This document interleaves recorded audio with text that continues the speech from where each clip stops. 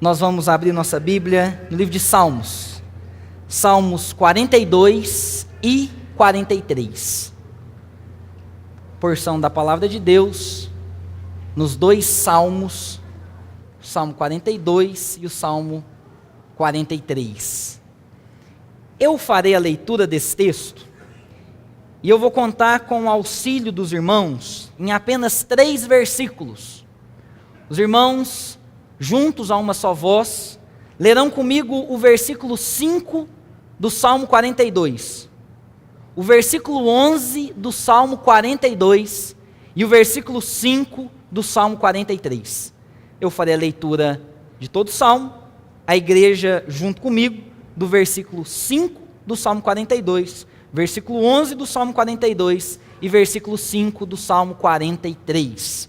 Diz assim a palavra do nosso Deus: como suspira a corça pelas correntes das águas, assim por ti, ó Deus, suspira a minha alma.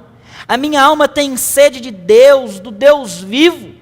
Quando irei e me verei perante a face de Deus? As minhas lágrimas têm sido meu alimento dia e noite, enquanto me dizem continuamente: o teu Deus, onde está? Lembro-me destas coisas, e dentro de mim se me derrama a alma de como passava eu com a multidão de povo e os guiava em procissão à casa de Deus, entre gritos de alegria e louvor, multidão em festa. Por que estás abatido, ó minha alma? Por que te perturbas dentro de mim?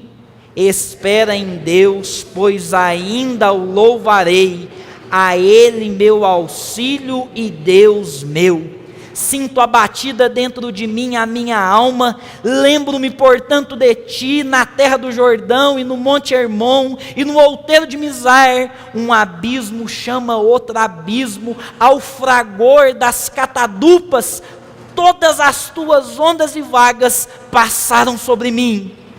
Contudo, Senhor, durante o dia me concede a sua misericórdia, e à noite comigo está o seu cântico, uma oração ao Deus da minha vida. Digo a Deus, minha rocha, por que te olvidaste de mim? Porque hei de andar eu lamentando sobre a opressão dos meus inimigos? Esmigalham-se-me os ossos quando os meus adversários me insultam, dizendo: o teu Deus, onde está? Por que estás abatida, ó minha alma? Por que te perturbas dentro de mim? Espera em Deus, pois ainda o louvarei, a Ele meu auxílio e Deus meu. Faze-me justiça, ó Deus, e pleiteia a minha causa contra a nação contenciosa. Livra-me do homem fraudulento e injusto, pois tu és o Deus da minha fortaleza. Por que me rejeitas? Porque hei de andar eu lamentando sobre a opressão dos meus inimigos? Envia a tua luz e a tua verdade para que me guiem, me levem ao teu santo monte e aos teus tabernáculos. Então irei ao altar de Deus que é a minha grande alegria. Ao som da harpa eu te louvarei, ó Deus, Deus meu. Por que estás abatida, ó minha alma? Por que te perturbas dentro de mim? Espera em Deus, pois ainda o louvarei, a Ele meu auxílio e Deus meu. Oremos ao Senhor. Santo Deus e eterno Pai, nos curvamos à Tua palavra, cremos que o Espírito Santo do Senhor se faz presente, que o mesmo unja os meus lábios para transmitir com fidelidade a Tua palavra, e que o mesmo Espírito fale ao coração de cada irmão aqui, de cada irmã aqui, para o louvor da Tua glória, em nome de Jesus. Amém e amém. Uma das coisas que o casamento nos proporciona é o fato de conhecermos a nós mesmos. O casamento evidencia algumas manias que nós antes não sabíamos que tínhamos. Eu me lembro de um dia em que eu estava no quarto E a minha esposa chegou, abriu a porta do quarto, com toda serenidade, mansidão e amor, ela me questionou com as seguintes palavras: você está ficando louco? E eu falei assim para ela: talvez, por quê? E ela disse: porque você conversa sozinho. E meus irmãos, a partir daquele momento eu percebi o quanto eu converso sozinho. É no carro, quando eu olho no espelho, quando eu estou andando, eu converso sozinho. E eu me pergunto por quê? E a conclusão que eu chego: porque é necessário conversar sozinho. O Dr. Martin Lloyd Jones, em 1965, escreveu um livro intitulado Depressão Espiritual, no qual ele escreveu uma frase que me marcou muito, quando ele diz: devemos falar com o nosso próprio eu, em vez de permitir que o nosso eu fale conosco. Nós precisamos assumir o controle do nosso ser. O Salmo 42 e 43 é um cântico, é uma autocomunicação do filho de Coré consigo mesmo, é uma autorreflexão, é uma conversa no mais profundo do seu ser, um diálogo consigo mesmo. E o livro de Salmos tem que ser interpretado exatamente assim. São livros de cânticos, livros de música, e é como o salmista estivesse escrevendo uma música. E hoje eu me senti muito satisfeito, porque eu fiz um solo na igreja. Os irmãos viram a estrutura dos salmos e entenderam o porquê do Salmo 42 ser lido junto com o 43. O pessoal da música vê que o salmista preparou toda uma primeira estrofe e colocou um coro. Depois ele cantou uma segunda estrofe e colocou de novo o coro. No Salmo 43 ele canta uma terceira estrofe e insere, fechando com um coro. E o grande coro desse salmo são os versículos que nós lemos juntos, quando o salmista repete: porque estás abatido a minha alma, porque te perturbas dentro de mim, espera em Deus, pois ainda o louvarei, a Ele meu auxílio e Deus meu. O salmista vive uma crise espiritual. O salmista vive a sequidão da alma. O salmista vive uma aridez profunda com o seu íntimo. O salmista está deprimido, porque nos versículos 1 e 2 ele diz o seguinte: assim como a corça anseia por água, eu tenho sede de ti, Deus meu e Rei meu. Faz chover sobre a minha vida, porque eu não tenho condições de louvar ao Senhor no templo. O salmista enfrenta o sofrimento mais profundo da alma. E eu imagino esse salmo como uma caminhada. E o tema desse salmo para mim seria a procura de respostas diante do sofrimento humano. O salmista anda, escreve, procura a cada instante responder por que ele sofre. A pergunta pertinente do salmista, que assola o mais íntimo do seu ser, também assola o nosso ser e se torna um dilema na nossa vida. Por que o homem sofre? A procura de respostas em meio ao sofrimento. É sobre isso que nós vamos conversar nessa noite.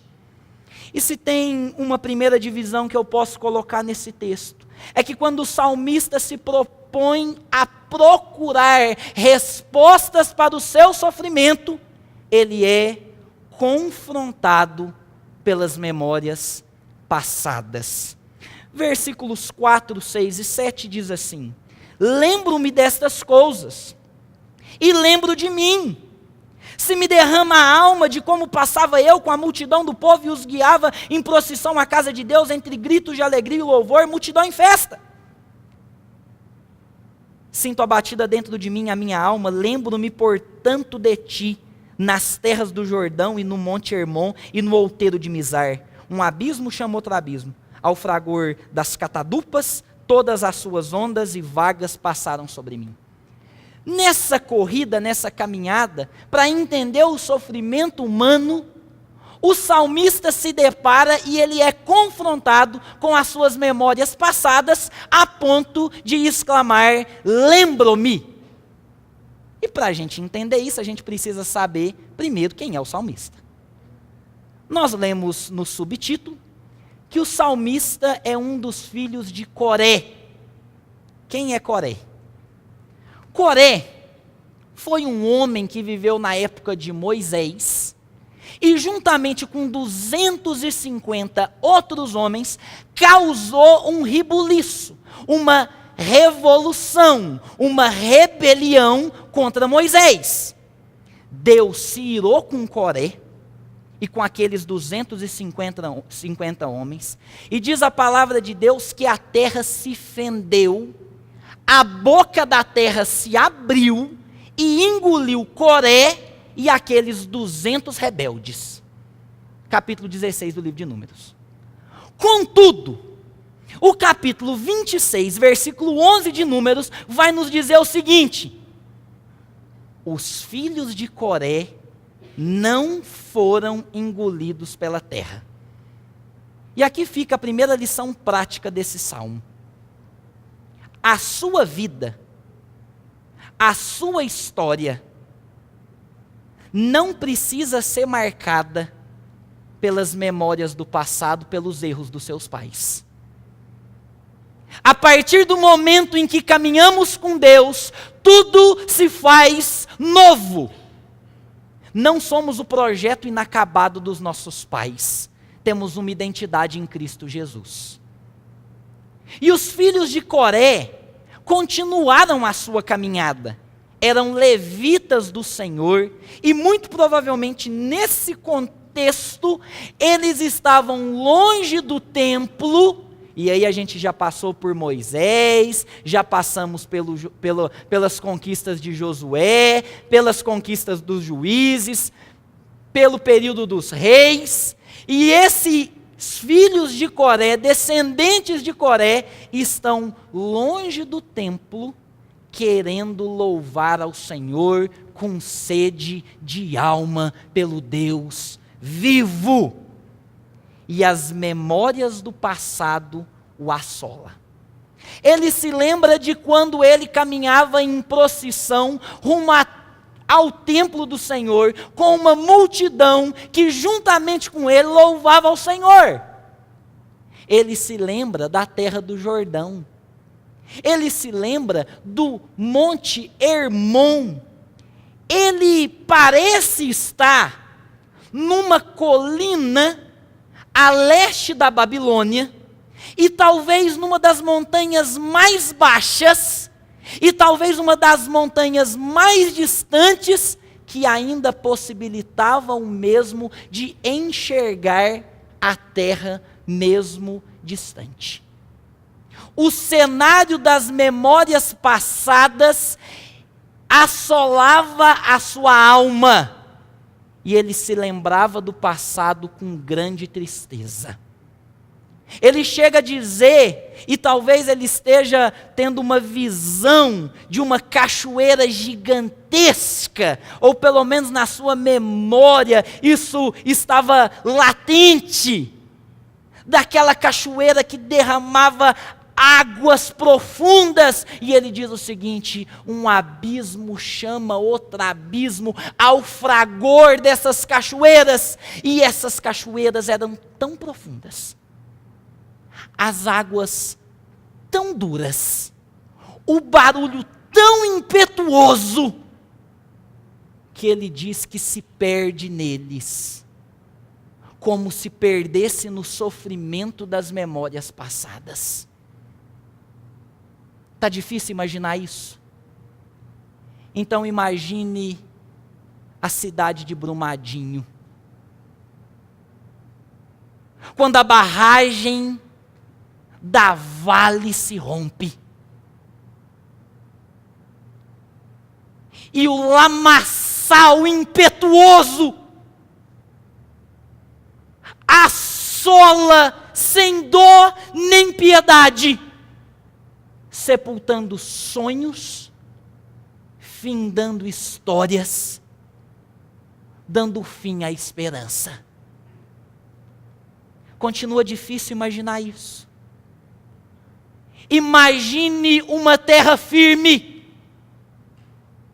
na beleza do Rio de Janeiro, quando de repente a terra começa a se dissolver, a cair, a desabar, e vidas também são retiradas. Continua difícil imaginar isso. Imagine a vida de adolescentes que cultivam sonhos de ser um jogador de futebol,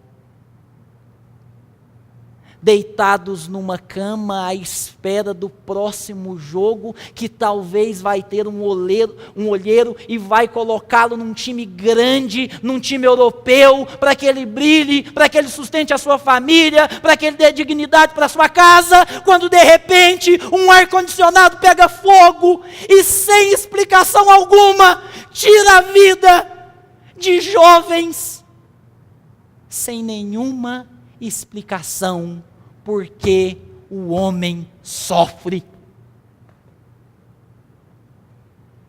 E a resposta do salmista é: eu também não sei. Eu só sei que a minha alma está abatida. Eu só sei que o meu espírito se perturba dentro de mim, e o sofrimento da minha alma parece tomar conta de todo o meu ser. Quando vem o sofrimento daquela doença, quando vem aquela crise financeira, quando vem aquele momento em que os nossos amigos parecem dispersar da nossa convivência, a única coisa que fica na nossa mente é: por que estás abatida, ó minha alma? E por que te perturbas dentro de mim? Na caminhada para responder o sofrimento da vida, o salmista não encontra respostas nas memórias passadas. Sabe por quê? Porque nós precisamos menos do passado para não sermos deprimidos.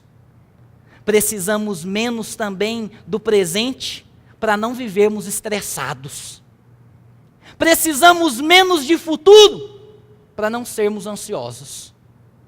Precisamos do Deus atemporal, que dá razão para as tragédias da vida, no tempo dele, para a glória dele. À procura de respostas diante do sofrimento da vida, confrontado pelas memórias passadas, não encontraremos essas respostas. Mas em segundo lugar, ao perceber que diante das memórias passadas ele não encontrou respostas para o sofrimento humano, ele é questionado sobre a existência de Deus. Versículo 3, 9 e 10 nos diz assim: as minhas lágrimas têm sido meu alimento dia e noite, enquanto me dizem continuamente: o teu Deus, onde está? Digo a Deus, minha rocha, por que te olvidaste de mim? Por que hei de andar eu lamentando sobre a opressão dos meus inimigos? Esmigalham-se-me os ossos quando os meus adversários me insultam, dizendo: o teu Deus, onde está?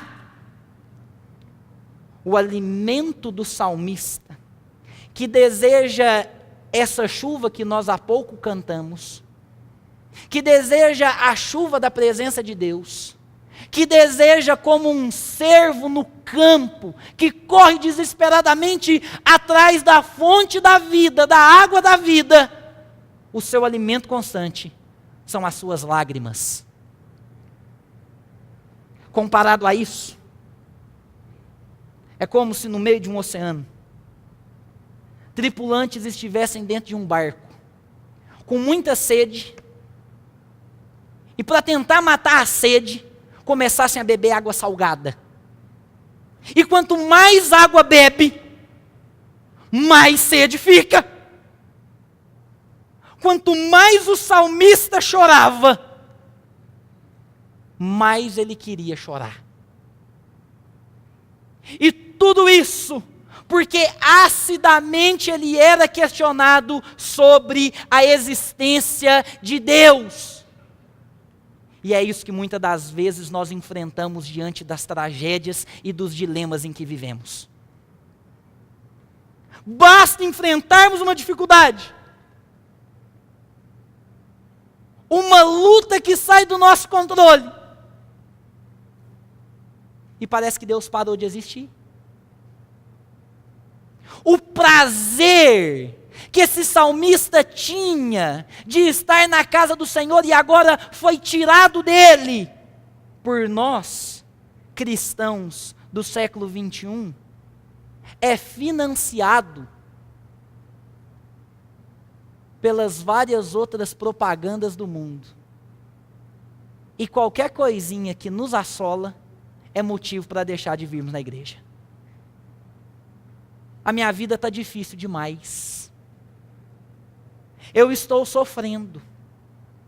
E o lugar de buscar cura para o seu sofrimento é na casa do Deus Altíssimo, em comunhão com os seus irmãos. Não deixe com que os sofrimentos da vida questione, abale a sua crença em Deus. E foi exatamente isso que começou a acontecer com o salmista.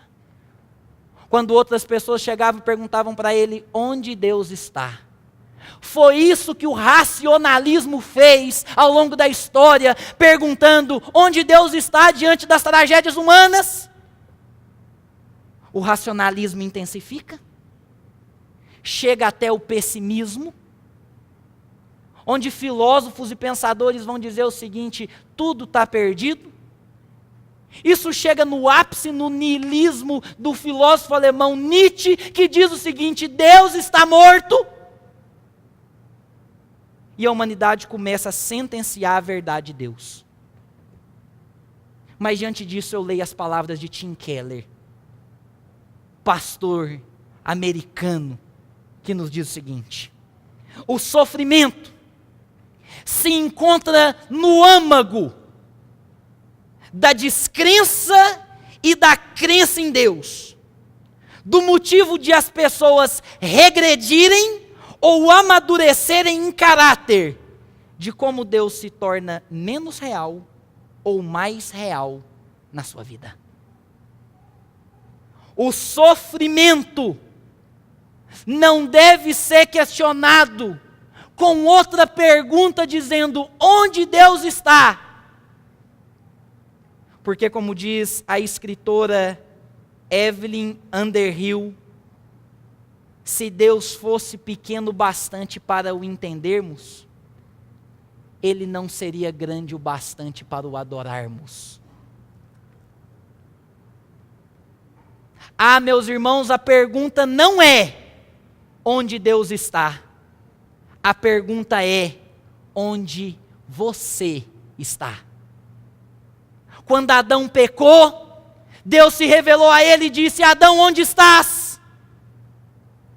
Quando Jó reclamou do seu sofrimento, Deus olhou para ele e disse: onde você estava? Quando com a minha mão tecia o universo. Diante do sofrimento da vida, onde você está? Mais perto da descrença? Mais perto da crença? Progredindo para o amadurecimento ou estagnado na dúvida? Diante das perguntas para obtermos a resposta para o sofrimento, nós não encontramos nas memórias passadas, nós não encontramos nas questões sobre a existência de Deus, mas o salmista ainda continua com o Salmo 43. A noite escura da alma assombrava o salmista, contudo, esse não seria o ato final do drama da sua vida, porque se você quer encarar e buscar as perguntas, ou melhor, as respostas diante do sofrimento da vida, você precisa ser encorajado na presença do Senhor. O Salmo 43 não é mais um discurso com ele mesmo, mas é uma oração. O salmista inicia o salmo dizendo: faze-me justiça, ó Deus. Ouve a minha voz, atende o meu pedido, envia a tua luz, a tua verdade para que me guiem. O salmista não viu o seu pedido se concretizar, mas Deus realizou o pedido do salmista. A luz do mundo pisou na terra. O Filho de Deus, a glória inacessível do Pai, se fez carne e não explicou o sofrimento. Sabe o que Jesus fez? Ele sofreu para mostrar como é que era. Ele era um homem de dores e que sabia o que era padecer. E por causa das suas pisaduras nós fomos sarados. Porque ele foi traspassado, porque ele foi humilhado, porque ele sofreu tudo no meu e no seu lugar. Quer entender o sofrimento da vida? Olhe para Jesus, a luz do mundo, porque tudo que você sofre, ele sofreu. Não para explicar o sofrimento, mas para mostrar que ele age no sofrimento também. O sofrimento é didática de Deus para entendermos o porquê estamos aqui e para sermos aperfeiçoados. Está sofrendo? Sinta-se digno, porque tudo você pode naquele que te fortalece. E a luz que foi enviada do céu, a verdade do céu, venceu todos os sofrimentos da vida. Contudo, sabe como que termina o Salmo? O Salmo termina com o versículo 5 dizendo: por que estás abatido, a minha alma?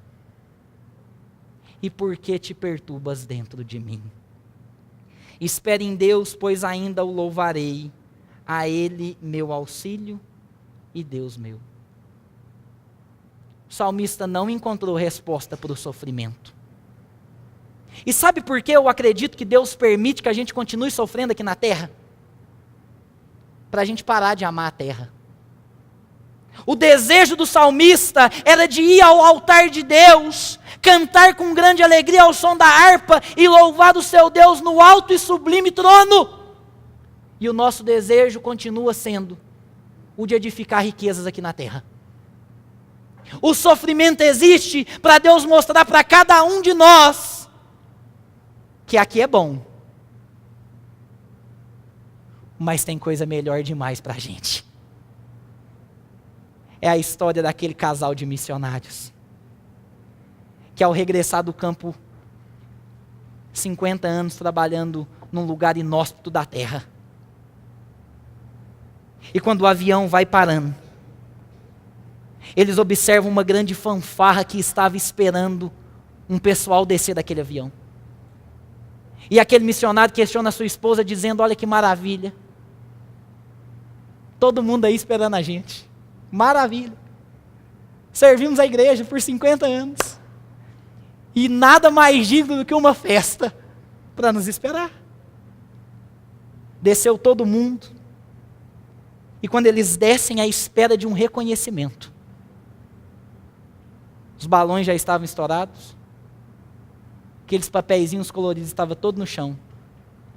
E não tinha ninguém para recebê-los no aeroporto. O marido chega em casa indignado. A mulher começa a tirar as roupas da mala e o marido questiona ela dizendo: o seu Deus onde está? Minha alma está abatida.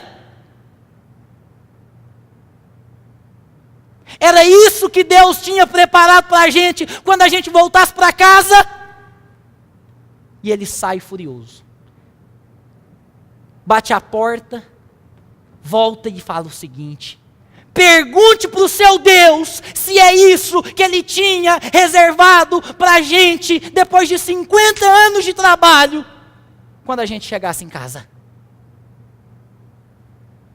Aquele homem volta depois de algumas horas. E ele então questiona acidamente a sua esposa: você orou? Você falou com seu Deus? E ela disse: eu falei. E o que ele respondeu? Ele respondeu que nós ainda não chegamos em casa. Enquanto estivermos aqui, nós vamos sofrer. Porque Deus quer nos ensinar que Ele está nos levando para o tão desejado lugar do profeta, do salmista, a sua presença. Concluindo, sofrimento é real. É didática de Deus para nosso aperfeiçoamento e nossa fé. Diante dele, converse consigo mesmo. Controle o seu coração. Não busque respostas nas memórias passadas. A única coisa que o passado deve mostrar para você é um futuro melhor.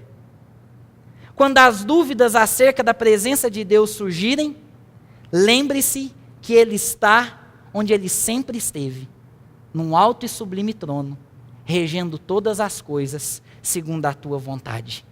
Ele é excelso para ser adorado e não pequeno para ser explicado.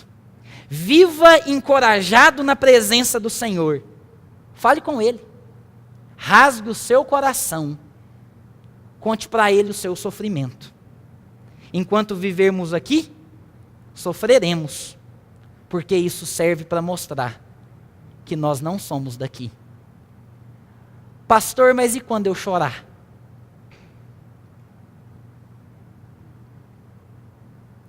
Quando você chorar, meu irmão, quando as ondas do mar da vida quiserem sucumbir à sua fé, e quando a única coisa que existe entre você e Deus é o choro, espera nele, porque ainda o louvaremos. Tem sede? Venha louvar ao Senhor, porque quem bebe da chuva dele jamais voltará a ter sede. Louvemos ao Senhor.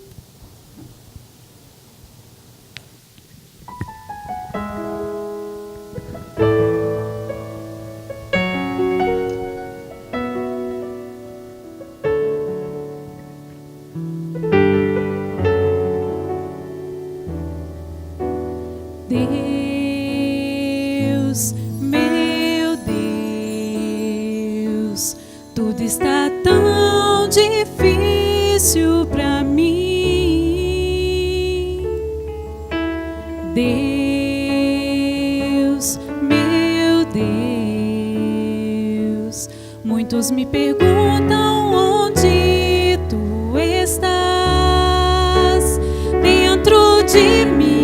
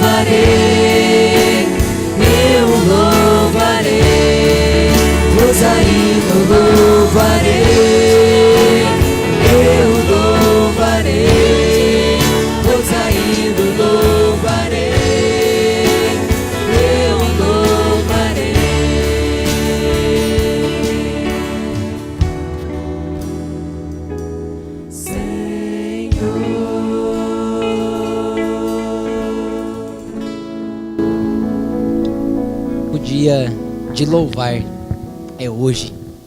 Nós chegamos ao final do nosso culto. Vamos colocar em pé.